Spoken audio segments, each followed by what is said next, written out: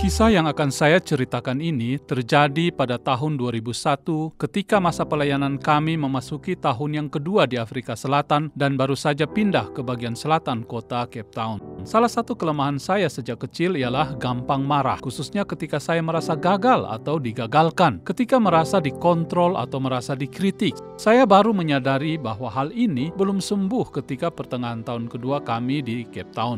Tadinya saya berpikir saya sudah sembuh seiring dengan berakhirnya program studi saya di Batu. Ternyata selesai studi teologi, aktif melayani, bahkan menjadi utusan misi lintas budaya, bukan menjadi jaminan bahwa semua kelemahan di masa lalu telah sembuh secara total.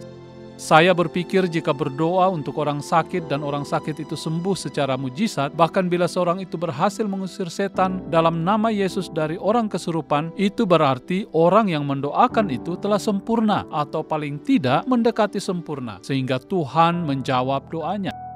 Ternyata pemahaman ini salah. Tuhan tidak memakai kita karena kita sudah sempurna, melainkan karena Dia memang mau memakai kita dengan caranya. Kita tidak pernah menjadi sempurna selama di dunia ini sampai suatu saat Tuhan Yesus datang kembali dan menyempurnakan kita. Suatu hari teman kami misionari pulang cuti ke negaranya di Hong Kong dan dia menitipkan mobilnya kepada kami. Karena dia teman dekat dengan istri saya meskipun kami berbeda organisasi. Pada waktu itu kami belum pernah memiliki mobil, tetapi kami sudah memiliki surat izin mengemudi atau SIM yang kami dapatkan secara cepat dari Indonesia. Untuk dapat mengemudi di Afrika Selatan, kami masih harus belajar keras, ujian tertulis dan latihan mengemudi.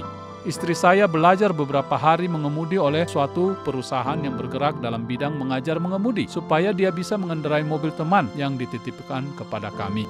Sebenarnya dia belum bisa mengemudi sendiri, masih harus ditemani oleh instruktur, tetapi sore itu dia nekat mengunjungi teman kami yang tinggal di kelurahan lain yang jaraknya sekitar 15 hingga 20 menit driving dari tempat kami. Apa yang terjadi? Dia kecelakaan. Mobil yang dikendarainya rusak berat, yang ditabrak juga rusak meskipun masih bisa diperbaiki.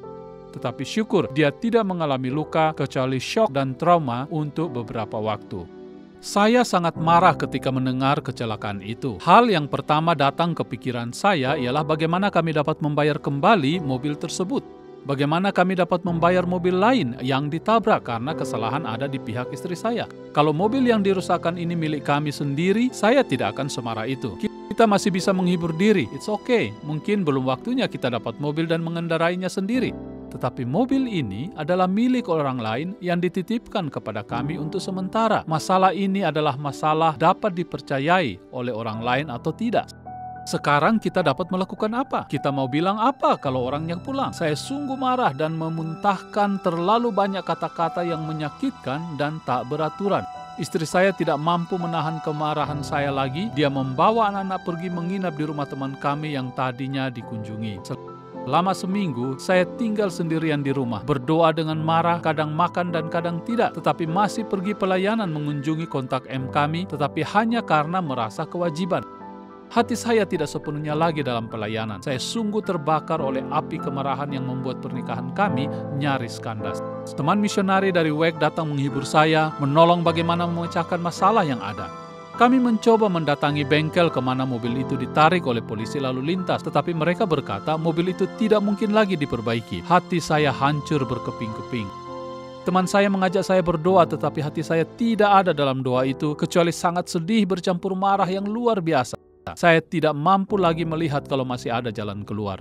Dari teman di Hong Kong, kemudian saya mendengar bahwa mobilnya itu diasuransikan. Tapi karena kemarahan yang membakar semua pikiran dan hati saya tidak mampu memahami bagaimana sistem asuransi itu. Apakah asuransi sepenuhnya atau hanya pihak ketiga?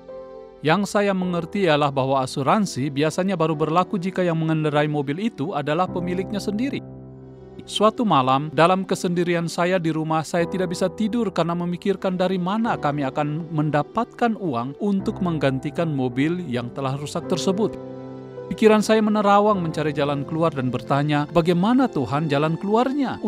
Untuk membayar kontrakan rumah setiap bulannya pun, kami mengalami kesulitan. Apalagi ini untuk menggantikan mobil orang. Pada saat itu Tuhan melayani saya dengan suara yang lembut berbisik di hati saya, mengapa kamu lebih peduli akan mobil yang rusak karena kecelakaan daripada istrimu yang telah hancur hati karena kemurahanmu?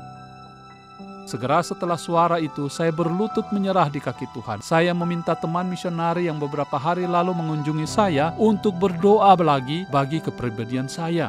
Menyerahkan segala kemarahan saya kepada Tuhan dan meminta Dia memulihkan rumah tangga saya. Saat itu sungguh suatu pengalaman yang mengerikan bagi saya, tetapi Tuhan sungguh begitu sabar menolong saya dan Dia setia mendampingi saya hingga hari ini.